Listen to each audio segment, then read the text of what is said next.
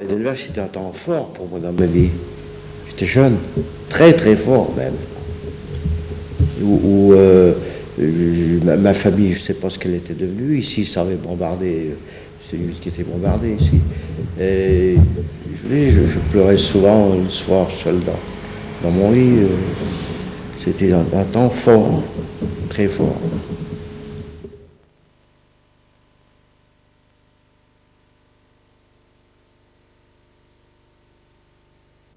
Est-ce que vous pouvez raconter vos souvenirs pour nous? J'étais étudiant à Paris à l'époque et j'avais demandé à des amis de Paris de venir se réfugier dans les Vosges pour être plus tranquille. Et puis nous avons été ramassés le 8 novembre. Quand nous sommes partis dans la vallée de Selle, nous avons été bombardés par les Américains. Je me souviens qu'on s'était jeté dans un fossé et que j'avais cassé ma bouteille de Mirabelle. Exact. Oui, mon beau-père m'avait donné une petite fiole de Mirabelle. Quand on est parti, il a oublié de le dire, mon ami, on avait 16 ans et demi. Moi, ça s'est passé drôlement. Mes parents habitent une rue un peu plus haut. Et il y avait eu des obus qui étaient tombés sur la maison de mes parents. J'avais une charrette et j'allais chercher des tuiles chez des voisins pour boucher les trous sur le toit. Et c'est là que les Allemands m'ont arrêté. J'avais un pull, c'était au mois de novembre, c'est tout. J'ai laissé la charrette au bord de la route. Et puis ils m'ont emmené où on était tous réunis à la Sanale.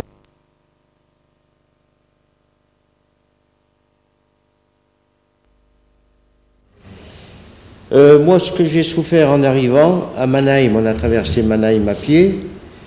C'est là que j'ai vu Mannheim, un tas de pierres de 2 mètres de hauteur, et puis des grands trucs. Sieg für uns. Il y avait encore un esprit de Sieg für uns. Après, nous sommes arrivés au Stadthalle, là où je me souviens d'une soupe qu'on nous a donnée. Il faisait pas chaud, effectivement. Mais j'avais un bol de soupe avec 2 petits pois. Ce sont des souvenirs qui marquent, ça. Comme je vous l'ai dit, nous avions demandé à des étudiants allemands qui venaient nous voir, un peu comme des bêtes fauves, si vous voulez, mais j'avais demandé un jeu de cartes. Ils ont demandé un jeu de cartes, et les étudiants nous ont répondu « Ach, terroriste, nein ». Le rôle devant des petites tables, où il y avait des demoiselles, des étudiants, des messieurs, qui nous interrogeaient sur notre... soit cursus scolaire, sur notre métier, sur notre... Moi, j'ai eu le malheur de dire que j'étais étudiant. Alors, elle m'a dit, ah, vous êtes à l'université? Ah, ben, je dis non, je suis dans un lycée. Ah, ben, vous n'êtes pas étudiant, monsieur, vous êtes élève. Qui m'a dit ça, bon. Et donc, on a été amenés, il y a des personnes de l'entreprise qui sont venues nous chercher. Je me souviens, dans une camionnette. Ils nous ont amenés à l'usine Stotz Contact. Ça m'a toujours frappé parce que mon père, quand il a construit sa maison, il y avait un disjoncteur, c'est marqué Stotz Contact. Hein, dans la maison. D'ailleurs, je l'ai toujours. Hein, après que je recherche dans mes...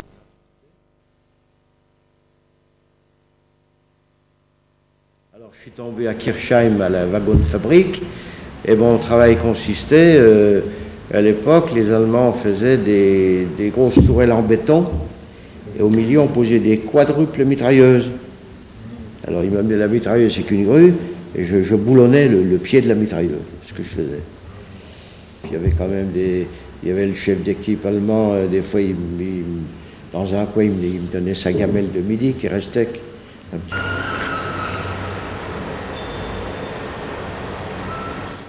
Bon, ben, mon travail a été à l'hiver, c'était l'hiver, rapatrier et ranger tout le matériel qui venait de l'usine et faire fille de Saarbrücken. Alors on a déchargé des camions de tôle, on a déchargé des presses, des machines-outils, différentes choses. Je travaillais avec 2 Russes et j'ai beaucoup souffert parce que l'hiver 44-45 était un hiver redoutable, oui. Très froid, il y avait beaucoup de neige, là il y a 40 cm de neige on était. Et comme mes chaussures quand je suis parti n'étaient pas très brillantes et comme on m'a fait cadeau de Holschuh qui m'ont donné des ampoules, qui m'ont fait souffrir au diable, hein, terrible. à Heidelberg, j'étais employé comme, comment dirais-je, comme fossoyeur. Hein, quelques seuls temps, il fallait enterrer les morts et tous les machins. On était encadrés par le chef qui nous encadrait, c'était un Italien. Oui. Et les autres, c'était les Allemands, quoi. Mais l'Italien, c'était lui le plus mauvais, hein, parce qu'avec lui, il ne voulait rien savoir. Le travail. Il a poussé très... Et il faisait du zèle. Voilà. Et à notre fête, de temps à autre, on nous envoyait en forêt, hein, faire le bûcheron. Et comme il y a là, cette année-là, il y a beaucoup tombé de neige, il y avait presque 50 cm de neige, je ne sais pas combien, hein, beaucoup plus. Et ben, je vais t'en dire qu'on a eu froid aux pieds. Hein. Alors, de temps à autre aussi, on nous amenait dans d'autres chantiers. Alors, quel que soit le temps, il fallait travailler dehors aussi. Hein. Soit on faisait comment dirais-je, on chargeait, hein, ou soit des sacs de ciment, ça dépend où c'est que le camion allait. Vous allez chez Massolder, une usine de remorques pour l'armée. On m'a demandé mes qualités de travail. Jacques Nilza, enfin, j'avais répondu que j'étais étudiant, et Jacques Nilza, un de mes camarades, qui aime beaucoup parler, présenter les choses, il y a Handelshochschule von Paris. Alors, Arxon, professeur Nimbus, balayage, et j'étais au balayage comme ça, à l'usine. Je sais bien balayer. Je mets beaucoup de temps aussi pour balayer. Et puis, bon, bah, comme toi, j'ai eu des problèmes de chaussures, des godasses. Papa m'avait donné ses chaussures, il faisait du 42-3, moi je faisais du 39 ou 40. Alors j'avais percé, j'avais les talons percés. Et c'était pas très agréable quand j'allais faire les ordures, parce qu'on m'avait mis aussi aux ordures. J'allais vider les bennes d'ordures et j'étais jusqu'au bout dans les ordures. Il y avait des planches aussi, je me souviens. Je me suis fait emmener par l'oreille par le russe, parce que je ne voulais pas, je travaillais mal.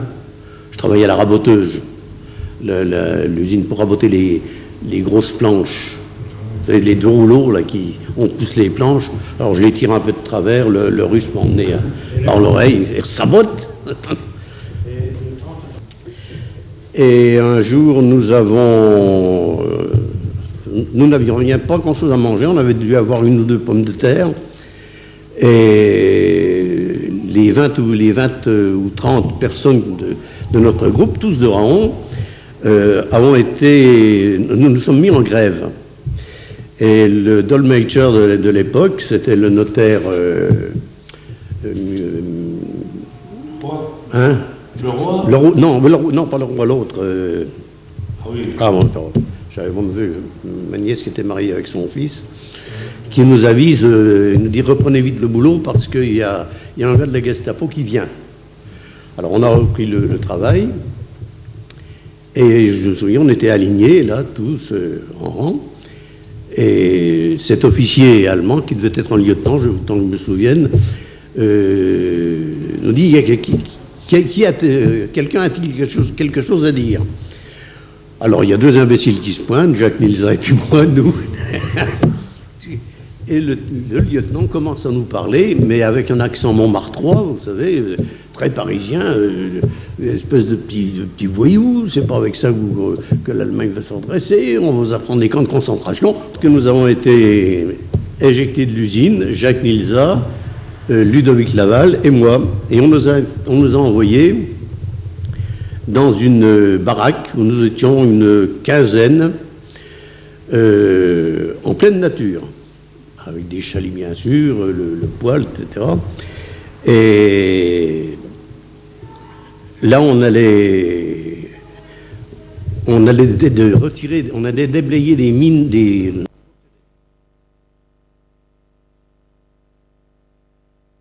on pouvait sortir le dimanche.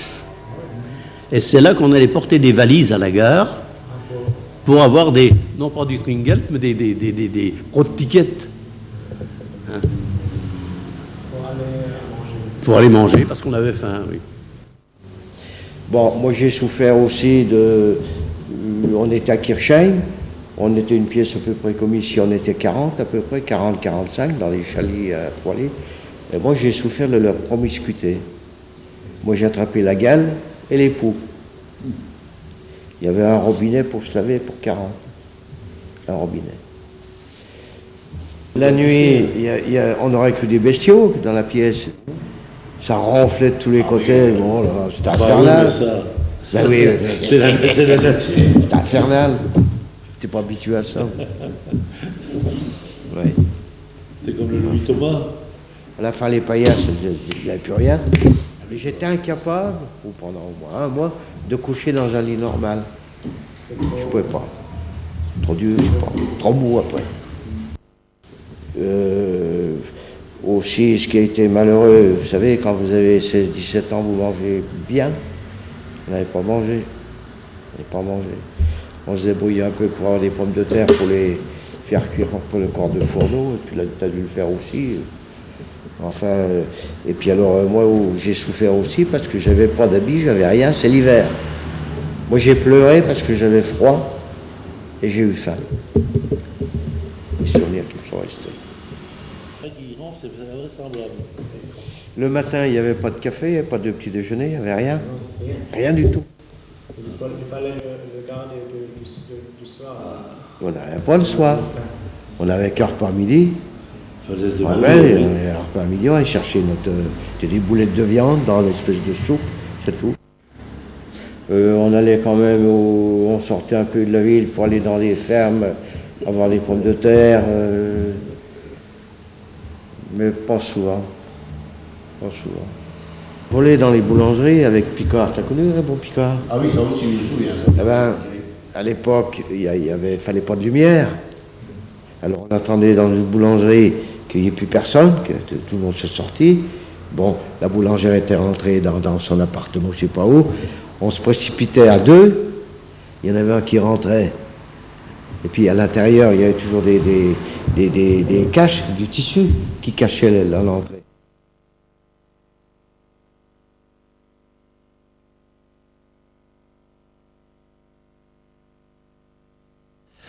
Aller au cimetière à Heidelberg, on a changé de bâtiment pour coucher. Oui. Moi, on couchait au premier étage. Au rez-de-chaussée, avec une pièce, avec un seul réchaud, pour chauffer, quoi, disons. Et en haut, c'était des pièces aussi, mais c'était une ancienne école qui avait eu des séparations. Oui. Et transformé en chambre. Et nous, on couchait dans ces chambres, là, avec des grandes baies vitrées, de façon que de seuil grand. Mais seulement, on n'avait pas de chauffage. Oui. Et moi, ça m'est arrivé de coucher la nuit avec des chaussures, tellement on avait froid. Très froid. Ouais. Des chaussettes russes. Oui. C'était des morceaux de drap à l'entour des pieds avec des chaussures en spelle de bois là, qu'on avait au point de vue nourriture. Maintenant, quand je travaillais au cimetière, Oui. on avait les tickets, puis on nous faisait manger dans une à côté des restaurants, quoi, pour ne pas être mélangé avec la. Bon. Et autrement, quand on est sur les chantiers, on avait.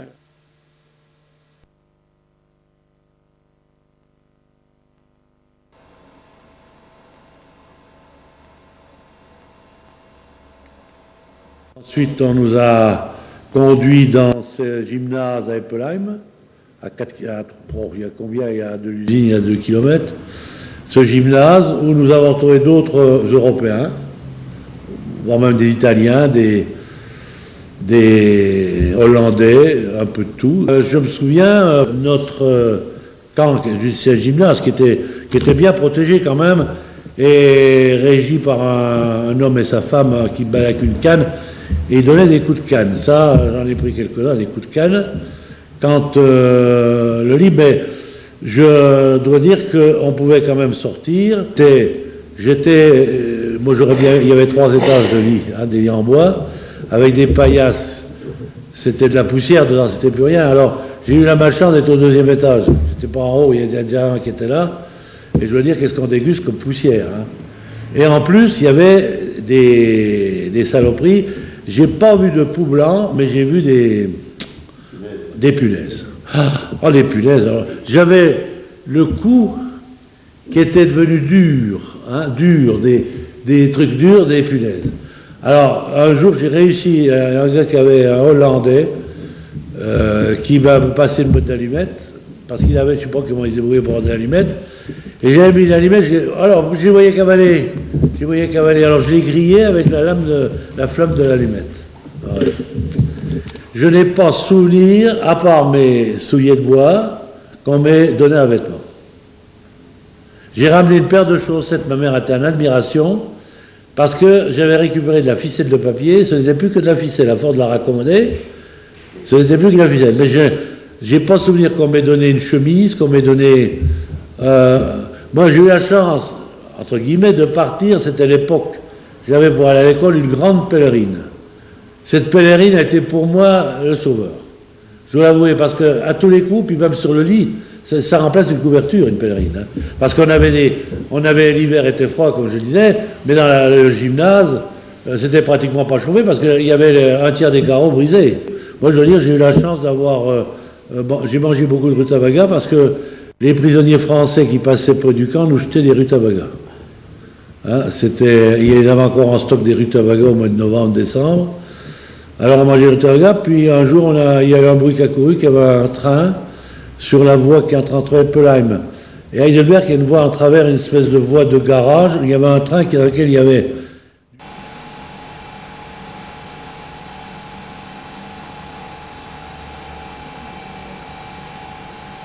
Quelques jours avant que les Américains aient passé le Rhin près de Mannheim, un grand nombre de travailleurs étrangers de cette ville fut évacué à Heidelberg. Parmi eux, il y avait des hommes de Saint-Dié, ville voisine de Raon, l'étape qu'on avait transportée à Mannheim. On les parquait dans un camp de baraques près de la gare de triage de Heidelberg. Là se trouvait aussi M. François Braun. Vers le 27 ou le 28 mars, tous les travailleurs de chez Lanz, de la Disterwegschule, sont partis vers Heidelberg de nuit, où nous avons été parqués dans des cabanes en bois aux abords de la gare de triage. Nous sommes restés là pendant 2 jours. Alors nous voyons tous des étrangers, hein, des Russes, des Italiens qui étaient dans les wagons, qui pillaient. Hein. Il y avait un talus où on montait des grillages. Puis alors on a fait comme eux, on a foncé, nous sommes allés dans les wagons, et puis nous avons ouvert les wagons, et puis nous avons ouvert les sacs de tous les valises. Je triais dans un wagon, moi d'un côté, mon frère de l'autre. Et puis vous savez, quand on trouve de tout, on n'a pas assez de place pour mettre ce que nous trouvions. Et d'un seul coup, on entend tirer, boum, boum, des coups de feu. Mon frère dit, sauvons-nous, sauvons-nous. Il saute du wagon d'un côté, moi je saute de l'autre wagon, avec mes musettes pleines de biscuits, pleines de trucs. Et d'un seul coup, à 100 mètres derrière moi, j'entends, halte! Je me retourne, et qu'est-ce que je vois? Je vois un soldat allemand, hein, en tenue quadrillée, et PAH! Il m'envoie un coup de fusil. Alors comme j'étais jeune, j'ai couru, et j'ai parti à 4 jambes, sous les wagons, en courant, 300, 400, 500 mètres, où je me suis réfugié dans les cabanes. J'ai pas vu, je les ai vus morts, il y en avait 7 ou 8, hein. Bon, j'ai regardé ça avec 18 ans, vous savez, quand vous voyez ça, hein, pas un balai à la tête. Oui, j'ai vu les morts, j'ai vu 7-8 morts dessous un pont qu'ils étaient. Un pont qui enjambait les voies, vous voyez, un truc comme ça, c'était par là. Ah, je sais pas moi, 1 ou 2 ou 3 kilomètres de la Hauptbahnhof. Hein. Ce que j'ai vu aussi, c'est quand, un peu avant la libération de Kirchheim, enfin de Heidelberg, de toute la région, j'ai vu des soldats allemands pendus après les arbres, des déserteurs, pendus. Nous voyions qu'aux fenêtres des draps blancs. Mais on ne voyait plus de civils allemands, pas de soldats, pas de chiens jaunes. Vous savez, on les appelait des chiens jaunes, comme ça. Et alors là, nous nous sommes dirigés, toujours encadrés par les gendarmes français, vers le centre de la ville, où nous avons stoppé, où nous étions à peu près une centaine, là, hein, avec tout ce qu'on avait volé, quoi. Hein, et nous nous sommes retrouvés à la Hauptbahnhof, avec tout ce qu'on avait volé, quoi. Hein, et nous nous sommes retrouvés à la Hauptbahnhof. Moi, je suis rentré dans le bureau du chef de gare de Heidelberg. Et là, il y a eu un Allemand, un soldat américain, qui a lâché derrière moi une rafale de mitraillettes dans le tableau de Hitler qui était au-dessus du chef de gare, là. Et puis aussi dans une armoire où il y avait plein de casquettes. Quand on a vu l'incident qui est à Eppelheim, que les Allemands commencent à sortir des drapeaux blancs, criant Eppelheim is frei, et qui se sont fait massacrer par les chars allemands, à ce moment-là, avec Bichet et Specty, on s'est dit, il n'y a qu'une seule chose, c'est de se sauver. Alors dès la nuit, on s'est sauvé, on est parti à pied, direction, on est arrivé à Schwetzingen, puis après, bon, on a eu la chance de tomber sur l'armée française, et on a été pris en charge par l'armée française. Le dimanche. Et c'est là qu'on allait porter des valises à la gare, pour avoir non pas du Tringelt, mais des tickets. Hein.